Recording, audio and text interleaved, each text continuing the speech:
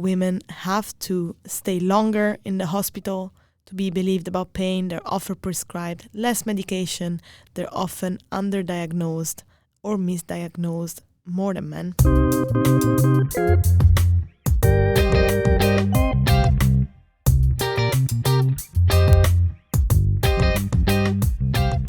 Hi, my name is Lenja Slierendrecht and you're listening to Studium Generale, the podcast.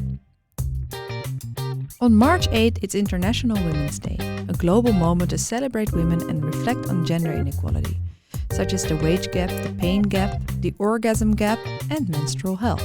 It is still taboo for many women to talk about menstruation, at least in the workplace or with fellow students at university. Why is this monthly change in hormone levels, which is a consequence of fertility, swept under the rug? Why is it so important to talk about it, also for men? And what can we do to make the world a little more equal when it comes to menstrual health? Carmen Punzi received her PhD at the Rotterdam School of Management, researching how organizational practices and discourses reinforce inequality, with a focus on menstrual health and gender equity. She combines academic research with public engagement and consultancy on inclusive policies, menstrual health, and sexual and reproductive rights. Today she will elaborate on the importance of talking about menstrual health. Enjoy! When I say the word menstruation, what comes up for you? Are there words like enthusiasm, support, comfort? Or is it maybe something like embarrassment, silence, confusion? For most people in the world, whether they menstruate or not, the words that will come up are more likely to be negative, to be disempowering. The reasons for that are multiple. Whenever we first learn about menstruation, whether we have a menstrual cycle or not, we are definitely not being encouraged to share it with others. We're not being encouraged to get more education around it. We're not being encouraged to be loud about it. For someone that gets their first period when they are 10 or 11 years old, the biggest concern becomes, how do I make sure no one knows I'm menstruating? How do I make sure I'm not bleeding through my clothes? How do I make sure that my peers are not teasing me? How do I make sure that I don't faint from the pain or that I don't have to skip classes because I cannot get out of bed? You would imagine that for something that happens to more than half of the population worldwide, we would have incredible care, support, education in all forms, reaching all corners of the world, in all the languages, throughout cultures. It would be sort of reasonable to expect that menstruation and the menstrual cycle are topics that everyone knows a lot about. At the end of the day, they are the very reason we are all alive.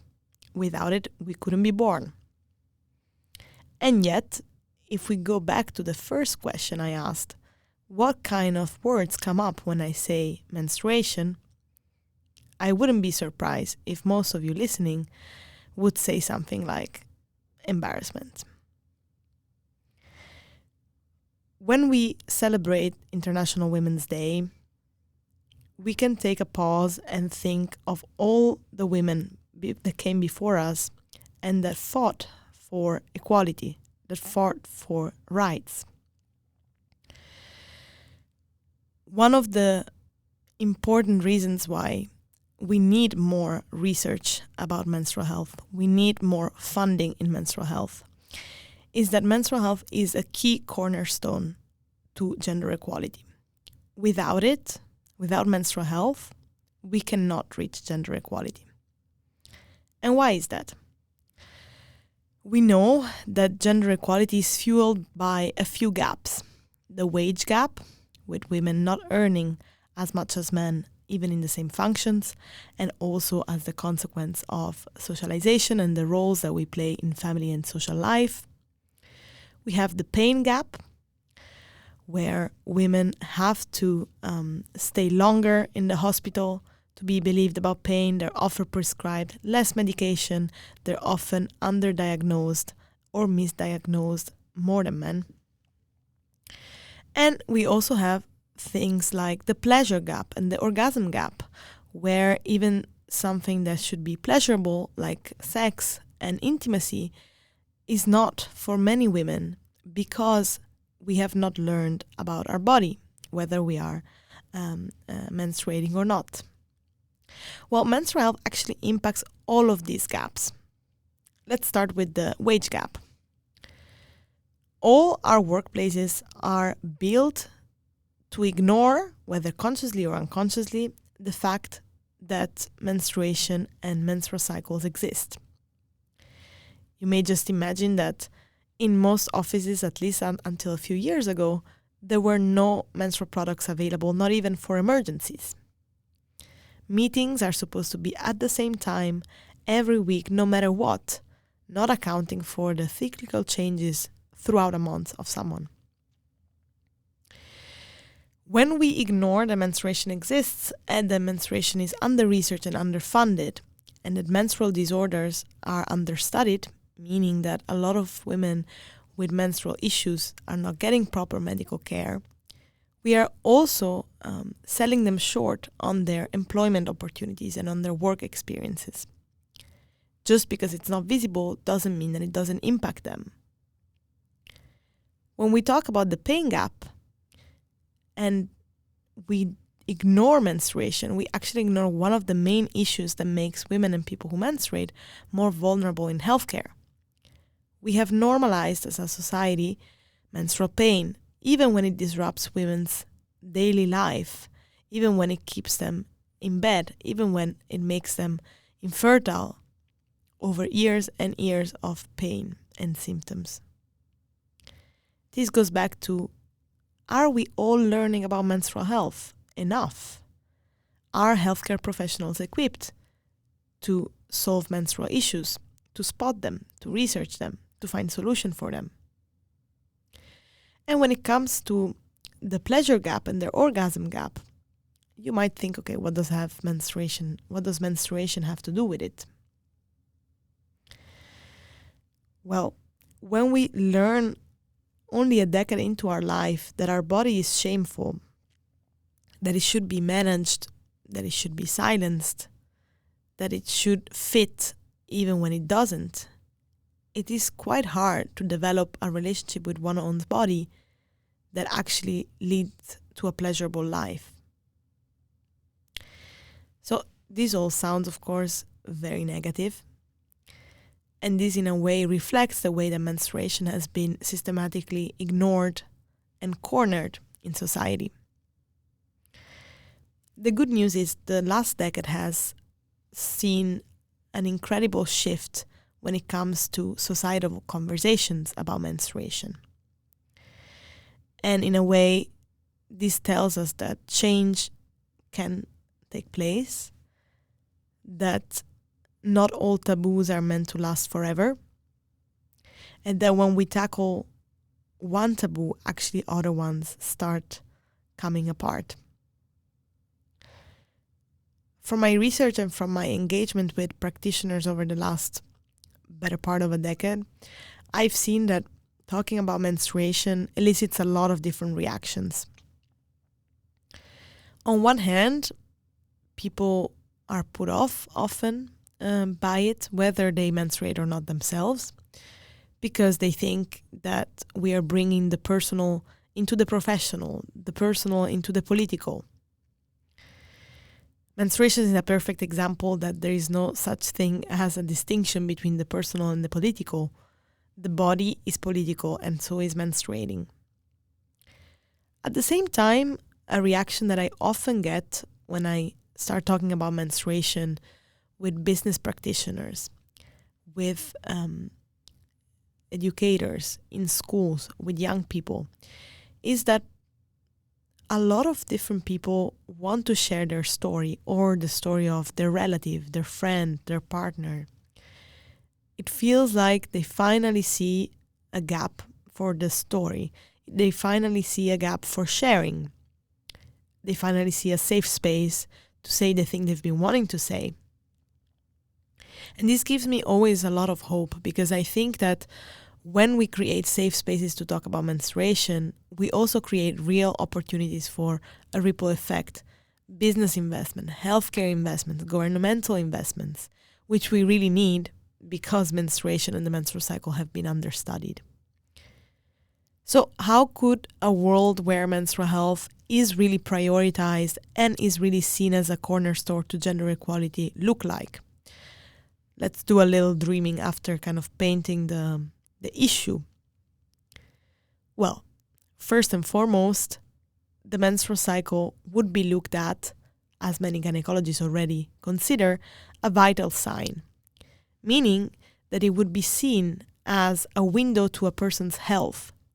If something looks irregular or worrying in the menstrual cycle, it is probably a sign that there is an underlying health issue that should be investigated with a health practitioner. The arrival of menstruation would be, if not celebrated, because some teenagers may not want to celebrate it, but it may just also be seen as a turning point in a young person's life. Workplaces would have free menstrual products for emergencies, because one cannot fully predict when they're going to menstruate on a given day. And they would also have a spot or some space to stretch or rest during the day. Schedules would be slightly more flexible. Remote working or partially remote working would be available, particularly for those that have menstrual disorders or chronic pain. And there would be no acceptance of menstrual health jokes or PMS jokes, so premenstrual syndrome jokes.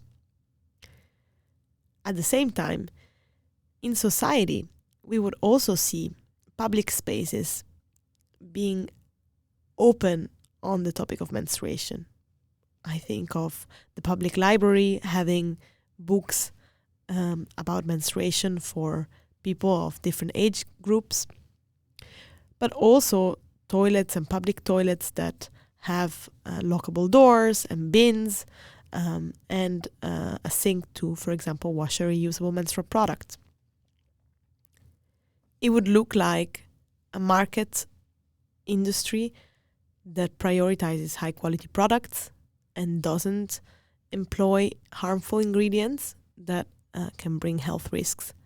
And most of all, it would look like women and people who menstruate not having to hide the fact that they're menstruating or that they have a menstrual cycle, but feeling supported, because menstruation is not a sickness, but it's just a part of life and a part of health.